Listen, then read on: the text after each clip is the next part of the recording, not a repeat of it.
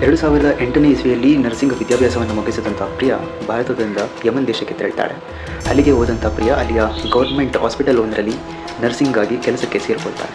ಹೀಗೆ ಕೆಲಸಕ್ಕೆ ಸೇರಿದಂಥ ಪ್ರಿಯಾ 3 ವರ್ಷಗಳ ಅವಧಿಯವರೆಗೆ ಅಲ್ಲಿ ಕೆಲಸವನ್ನು ಮಾಡ್ತಾಳೆ. ತದನಂತರದಲ್ಲಿ ತನ್ನದೇ ಓನ್ ಕ್ಲಿನಿಕನ್ನು ಇಟ್ಕೊಳ್ಳುವ ಯೋಚನೆ ಮಾಡಿ ಹಾಗೆ ಅಲ್ಲಿಯ ಕೆಲಸವನ್ನು ಬಿಡ್ತಾಳೆ.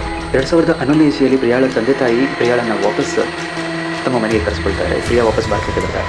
ಹೀಗೆ ಭಾರತಕ್ಕೆ ಬಂದ ನಂತರದಲ್ಲಿ ಪ್ರಿಯಾಳ ತಂದೆ ತಾಯಿ ಆಕೆಗೆ ಮದುವೆಯನ್ನು ಮಾಡ್ತಾರೆ. ಮದುವೆ ಆದ ನಂತರದಲ್ಲಿ ಪ್ರಿಯಾ ಮತ್ತು ಹಾಗೆ ಗಂಡ ಇಬ್ಬರು ಕೂಡ ವಾಪಸ್ ಯಮನ್ಗೆ ತೆರಳುತ್ತಾರೆ. ಅಲ್ಲಿ ತೆರಳಿದ ನಂತರದಲ್ಲಿ ಇಬ್ಬರಿಗೂ ಕೂಡ ಒಂದು ಮಗು ಹುಟ್ಟುತ್ತೆ. ಇದಾದ ನಂತರದಲ್ಲಿ ಇಬ್ಬರ ಮಧ್ಯೆ ಅನೇಕ ವಿಚಾರಗಳಿಗೆ ಮನಸ್ತಾಪ ಉಂಟಾಗುತ್ತೆ.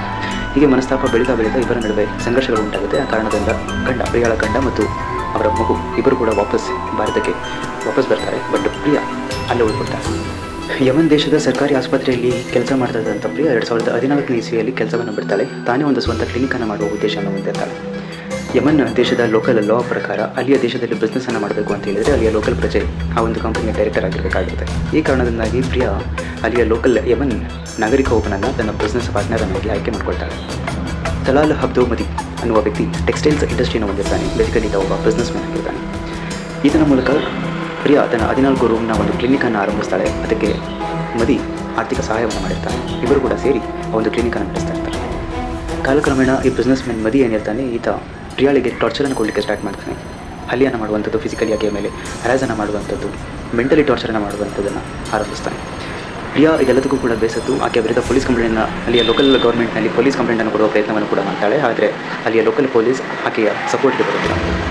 ಬದಲಾಗಿ ಈ ವ್ಯಕ್ತಿ ಮದಿ ಏನಿರ್ತಾನೆ ಈತನ ಟಾರ್ಚರ್ ಜಾಸ್ತಿ ಆಗ್ತಾನೆ ಹೋಗುತ್ತೆ. ಇನ್ಫ್ಯಾಕ್ಟ್ ಈ ಮದಿ ಅನ್ನುವ ವ್ಯಕ್ತಿ ಪ್ರಿಯಾಳ ಪಾಸ್ಪೋರ್ಟ್ ಏನಿರುತ್ತೆ ಆ ಪಾಸ್ಪೋರ್ಟನ್ನು ಕೂಡ ಕಸಿದಿಟ್ಕೊಳ್ತಾನೆ. 2017ನೇ ಇಸ್ವಿಯಲ್ಲಿ ಪ್ರಿಯಾ ಈ ಮದಿ ಕಾಟವನ್ನು ತಾಳಲಾರದೆ ಆತನಿಗೆ ಕೆಟಮೈನ್ ಅನ್ನುವ ಡ್ರಗ್ಗನ್ನು ಇಂಜೆಕ್ಟ್ ಮಾಡುವ ಡಿಸಿಷನ್ ತೆಗೆದುಕೊಳ್ತಾನೆ. ಪ್ರಿಯಾಳ ಪಾಸ್ಪೋರ್ಟನ್ನು ಏನು ಕಸಿದಿಟ್ಕೊಂಡಿರ್ತಾನೆ ಆ ಪಾಸ್ಪೋರ್ಟನ್ನು ವಾಪಸ್ ಪಡೆದುಕೊಂಡು ಅದರ ಮುಖಾಂತರ ನಾನು ಭಾರತಕ್ಕೆ ವಾಪಸ್ ಮರಳಬೇಕು ಅನ್ನುವ ಇಂಟೆನ್ಷನ್ ಹಾಕಿದಾಗಿರುತ್ತೆ. ಬಟ್ ಕೆಟಮೈನ್ ಡ್ರಗ್ಗನ್ನು ತನ್ನ ಬಿಸ್ನೆಸ್ ಪಾರ್ಟ್ನರ್ ಮದಿಗೆ ಇಂಜೆಕ್ಟ್ ಮಾಡಿದ ಕಾರಣ ಆ ಇಂಜೆಕ್ಷನ್ನ ಓವರ್ ಡೋಸ್ ಆಗಿ ಮದಿ ಸಾವನ್ನಪ್ಪಾನೆ. ಈ ವಿಷಯ ಪ್ರಿಯಾಗೆ ತಿಳಿದ ನಂತರ ಪ್ರಿಯಾ ತನ್ನ ಸ್ನೇಹಿತೆಯ ಜೊತೆ ಸೇರಿ ಈ ಮದಿ ಏನಿರ್ತಾನೆ ಮದಿಯ ಬಾಡಿಯನ್ನು ತುಂಡಾಗಿ ಕತ್ತರಿಸಿ ಆ ಪೀಸಸ್ನೆಲ್ಲ ಒಂದು ಚೀಲದಲ್ಲಿ ಕಟ್ಟಾಕಿ ಒಂದು ವಾಟರ್ ಟ್ಯಾಂಕ್ನಲ್ಲಿ ಅದನ್ನು ಹೂತಾಕ್ತಾರೆ. ಮದಿಯ ದೇಹವನ್ನು ತುಂಡರಿಸಿ ವಾಟರ್ ಟ್ಯಾಂಕ್ನಲ್ಲಿ ಹಾಕಿದ ನಂತರದಲ್ಲಿ ಪ್ರಿಯಾ ಸೌದಿ ಅರೇಬಿಯಾದಿಂದ ತಪ್ಪಿಸಿಕೊಂಡು ಭಾರತಕ್ಕೆ ಮರಳುವ ಯತ್ನವನ್ನು ಮಾಡ್ತಾಳೆ. ಬಟ್ ಅಷ್ಟೊತ್ತಿಗಾಗಲೇ ಯಮನ್ ದೇಶದ ಪೊಲೀಸ್ ಆಕೆಯನ್ನು ಅರೆಸ್ಟ್ ಮಾಡ್ತಾರೆ. ಅರೆಸ್ಟನ್ನು ಮಾಡಿ ನ್ಯಾಯಾಲಯದ ಮುಂದೆ ಆಕೆಯನ್ನು ಪ್ರೆಸೆಂಟ್ ಮಾಡ್ತಾರೆ. ಆಕೆ ತಾನು ಮಾಡಿರುವ ಆ ಕೃತ್ಯವನ್ನು ಒಪ್ಪಿಕೊಳ್ತಾಳೆ. 2018ನೇ ಇಸ್ವಿಯಲ್ಲಿ ಪ್ರಿಯಾಳ ಈ ಕೃತ್ಯವನ್ನು ಗಮನಿಸಿದಂಥ ನ್ಯಾಯಾಲಯ ಆಕೆಗೆ ಮರಣದಂಡನೆ ಶಿಕ್ಷೆಯನ್ನು ವಿಧಿಸಲಾಗಿದೆ. ಜುಲೈ 15ನೇ ತಾರೀಕಿಗೆ ಪ್ರಿಯಾಳ ಡೆತ್ ಸೆಂಟೆನ್ಸ್ ಫಿಕ್ಸ್ ಮಾಡಿದೆ. ಅವತ್ತಿನ ದಿನ ಆಕೆಯನ್ನು ಗಲ್ಲಿಗೇರಿಸಲಾಗಿದೆ.